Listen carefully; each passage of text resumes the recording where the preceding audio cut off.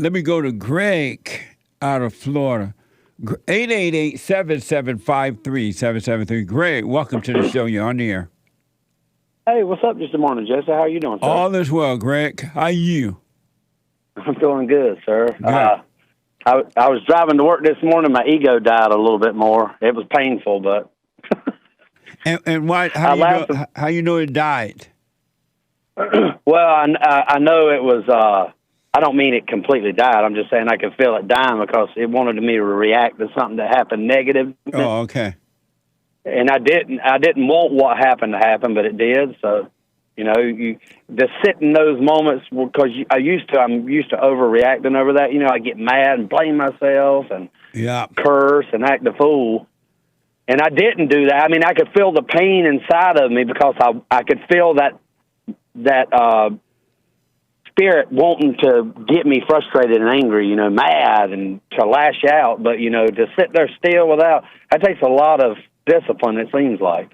It does, but the more you catch the pain like that, the weaker it becomes. So continue to practice catching it.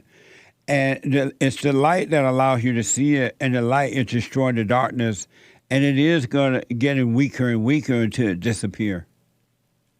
Yeah, I noticed in my life, since I've been listening to you, and you've pointed us back to the truth of to face ourselves and to ask questions, and to once you start doing that, I can see that spirit's weaker and weaker. It gets weaker, but I can, the spirit will tell you, oh, this ain't working. You're getting mad. Look how angry you feel right now. Yeah. This ain't no good for you. You need to give up on God. And it'll tell you all this stuff. And as soon as you believe it, he's got you again. Because your body will feel all that pain. You'll get miserable feeling again. But if you'll bring yourself back to the present moment and say, hey, I can't control life. It is what it is. Yeah. That's amazing, I just needed to go through that so the ego would die. Yeah, absolutely. Well, stay with it. I don't care how painful it gets, how hard the vibrations are. You stay with it. Just watch it, and it is dying for sure. I seen my ex, that's the mother to two of my kids, the one that I told you got remarried. Yes. She left her kids this week and ran to another state to be with that man because he was in a car wreck and totaled his car. Well, I get, and I'm just bringing this up because I'm able to see it now. I was told constantly that I was a sorry daddy. I was no good. I was angry. You don't care about your kids, but she can do that, and she'll tell herself she's a good mom while leaving her kids behind. And it's just crazy. And it's just what now? Go ahead. No, I was just going to say it's crazy to me how you can see the other person's problems and you'll point them out while completely doing the same thing you're pointing out on the other person. Yeah, absolutely, man. What a mess. And so, were you able to be with the kids? So I got my son, my youngest, my 3-year-old. He always comes to stay with me because he says he loves me and he wants to be with me. And I try to teach him things now. My two oldest are with the first ex, and she's keeping them because those two women like to lie at each other constantly, so they don't have to face stuff, and they make each other feel good. I know because I used to do that kind of stuff. You try to surround yourself. You have, with your first wife, you have 2 kids, right? First one, I had one. I have a 9-year-old boy. And the second woman, I had 2 kids, a girl and a boy. And those are the ones you're not able to see, or the first one? The first one's a mama's boy. He didn't want nothing to do with me. Okay. And so the second wife that has 2 kids, you're able to see them? I'm able to see the youngest, but the little girl doesn't want anything to do with me. How old is not she? Right now. 6. Oh, okay. Yeah. So the boy is 3 and the girl is 6. Yes, and my oldest is 9. Oh, okay. Have you been able to let go of that now, or it still bother you? No, that's why this time when I told you I didn't have that. Like last time I told you I cried over, or I got emotional and teared up over it. Yeah.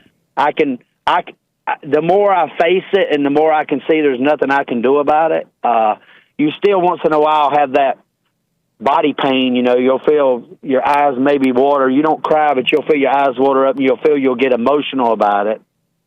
But, it gets less and less every time I deal with it. But, I can't, like you said, you really can't just run to something to make yourself feel better. You just got to say, okay, this is what I got to do, and, it is what it is. I love those kids, and they'll come back when they're ready.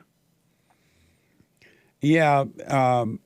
The good thing about this situation that's happening with you, it gives you a chance to really overcome the world, meaning overcome anything that was so important to you that it can make you feel any kind of way. And that includes your kids, your family, your friends, your whatever, co-workers, what the world, money, whatever it is. Material items. Yeah, I used to worship material items a lot. And that way, when you get past this, you'll have the right relationship with it. It won't be as an identity. It'll just be something that you use in the earth, but it won't be your identity. Then you'll be fine. Well, it's like normally whenever something like that would happen, I would lose my kids or something happened to material things or something, I would find myself, doing that, oh, poor, pitiful me. And then I would feel sorry for myself. And then I would sit around and pout about it. And I would, and now that I'm, the other day I said to myself, I said, I know it's supposed to be happening like it is. And I said, I'm just going to take this time that I don't have with my kids, and instead of running to something else, I'll sit in the pain of it. Because this is a positive thing, because this allows me to get myself right, so when my kids come back, I can be a perfect example. Yeah, absolutely. What caused you to get married twice? Well, I never was married. I had two girlfriends. I never was married. So I had three kids out of red light. Oh, okay. Yes, sir. Amazing. No, I got with the first woman because I needed a mama. I needed that mama figure to mama me and baby me, and yeah. And then I got rid of her because I judged her and thought I was better. And then I went and got with this other woman who played like she was on my side, and she babied me and made me feel good. And she did the same thing. And I realized, what's wrong with me that I'm getting with all these women and I'm letting them take advantage of me. And as soon as they get what they want, they leave. Yeah. What's wrong with me? I don't care about them. What am I doing wrong? That's right. Absolutely, man. You are your world, and it's up to you. It's about you Absolutely. and not about them. Well, the world doesn't let us know that anymore. Everybody tells you to, I heard you say on Sunday, you need another wife, you need another girlfriend, you need to buy another car, you need to get another whatever. And as long as you're looking outside at all those material things, you're never seeing, look at what I'm doing here. Like, what's wrong with me? Absolutely. Absolutely.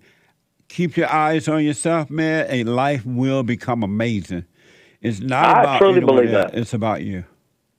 Yes, sir. I truly believe it. I really do. I believe that God is with me. I used to doubt that because I'd say, well, if God's with me, why am I feeling this?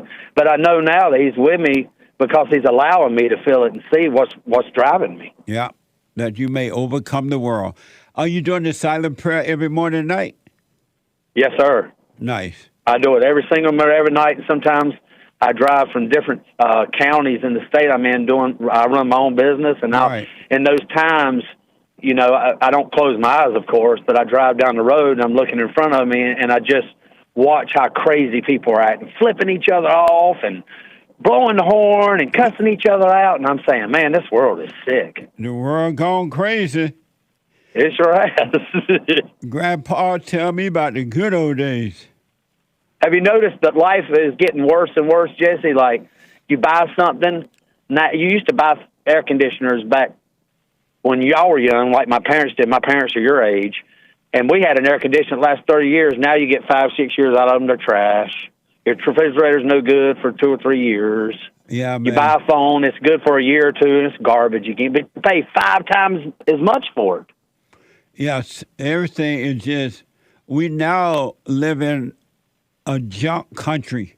Service is bad, kidding. The people bad, the everything just messed up now. And it's primarily that way because the number one reason is that way because the men are not running in the country anymore. And secondly, the quality of life is being degraded all the time. The children are being brainwashed in the schools, and the churches are weak in that the men are not leading the churches either, and they're not leading the home. And so it can only get worse. It cannot get better. Christ put the truth in our hearts, Jesse, because he didn't want us deceived by people or the world. Right. Absolutely. So everybody out here walking this earth right now, what you're saying is everybody out here understands the truth, but they are afraid to face it.